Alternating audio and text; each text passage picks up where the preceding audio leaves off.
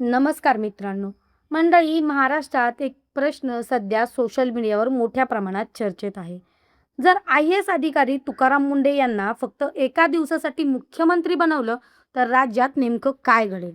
हा प्रश्न पूर्णपणे काल्पनिक आहे. पण गेल्या अनेक वर्षांपासून आपल्या कठोर आणि वादग्रस्त निर्णयांमुळे चर्चेत राहिलेल्या तुकाराम मुंढेंच्या कामाच्या शैलीमुळे हा विषय लोकांमध्ये उत्सुकता निर्माण करत आहे.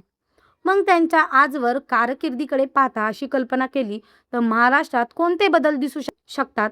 चला पाहूया. तुकाराम मुंढे महाराष्ट्रातील असे IAS अधिकारी ज्यांचं नाव घेतलं की सर्वप्रथम आठवते त्यांची कठोर प्रशासन शैली. सनदी अधिकारी म्हणून काम करताना त्यांनी अनेक ठिकाणी नियमांचे कठोर अंमलबजावणी केली.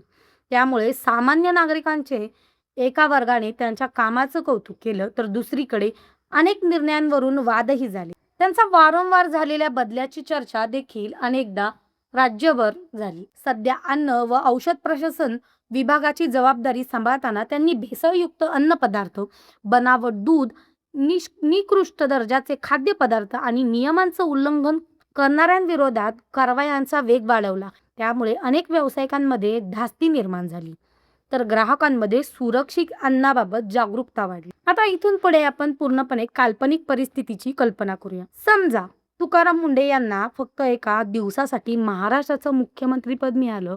सर्वात आधी कोणत्या गोष्टीवर त्यांचा भर असेल? अनेकांच्या मते सरकारी कार्यालयांमधील शिस्त हा पहिला विषय असू शकतो. वेळेवर उपस्थिती, कामातील पारदर्शकता आणि प्रलंबित फाईलची तातडीने निपटार यासाठी कठोर आदेश दिले जाऊ शकतात. यानंतर भ्रष्टाचार विरोधात मोठी मोहीम सुरू होण्याची शक्यता अनेक जण व्यक्त करतात.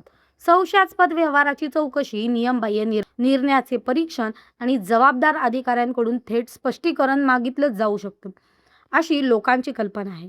तिसरा मोठा मुद्दा म्हणजे भेसळमुक्त महाराष्ट्र. अन्न व औषध प्रशासनातील त्यांच्या सध्याच्या कामाची अनुभवांमुळे राज्यभर अचानक तपासण्या, बनावट दूध, तेल, मसाले, मिठाई आणि औषधांवर मोठ्या प्रमाणात कारवाई करण्याचे आदेश दिले जाऊ शकतात, अशी चर्चा अनेकदा सोशल मीडियावर दिसते. फक्त अन्नच नाही तर शासकीय योजनांमध्ये होणारा गैरवापर, बनावट कागदपत्र, फसवणूक आणि दलालीची साखळी यावर कठोर कारवाई होऊ शकते, अशी ही अनेकांची अपेक्षा आहे. आरोग्य, शिक्षण आणि स्थानिक स्वराज्य संस्थांमधील कामकाजाचा आढावा घेऊन जबाबदारी निश्चित करण्यावर भर दिला जाऊ शकतो. परंतु या चर्चेची दुसरी बाजूही तितकीच महत्त्वाची आहे. एका दिवसात कोणत्याही मुख्यमंत्री संपूर्ण राज्य बदलू शकत नाही.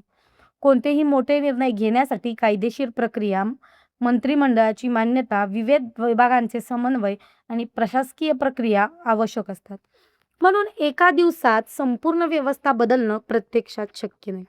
मात्र कठोर संदेश देणारे निर्णय, प्रशासनाला स्पष्ट दिशा आणि नियमांचं पालन करण्याचा इशारा नक्कीच दिला जाऊ शकतो.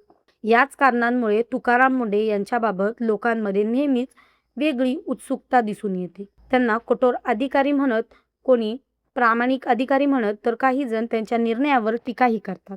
म्हणजेच त्यांच्या कामाबाबत मतभेद असेल तरी ते चर्चेत राहणारे अधिकारी आहेत, हे मात्र नाकारता येत नाही. आणि म्हणूनच तुकाराम मुंढे एका दिवसासाठी मुख्यमंत्री झाले तर हा प्रश्न पुन्हा पुन्हा चर्चेत येताना दिसतो.